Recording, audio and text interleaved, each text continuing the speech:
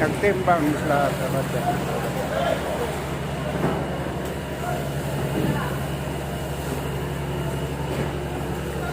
Oh, isang tanigi. Mahal ito, mahal. Ito, mahal.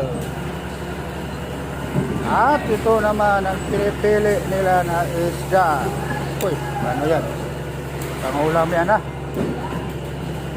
Yung mga kaibigan ko ito, namili ng isda.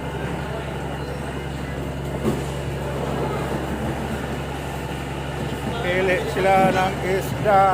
Wala. Ito, hindi na magandang isda. Badya. Tingnan mo. Ito ang isda nila. Tapos na silang naghabwa sa isda. Tingnan mo, pinipili pa rin nila. Yun, maganda. Kasik to, kasik. Mataba to. Yan, oh. Ito ang buhay ng mga Pilipino dito sa Kudat, Sabah. Namin nito tinatawag ang kasalama. Ito sila. Tingnan mo ang mga isda nila, wala. Hindi maganda. Ito lang talaga tangigi ito. Tinitimbang na nila. Tingnan mo sila.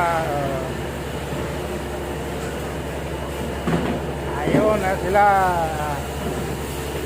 Naglinis na ng bakol. Sa atin tinatawag gram. Tingnan mo. Yun lang mga kaibigan ko.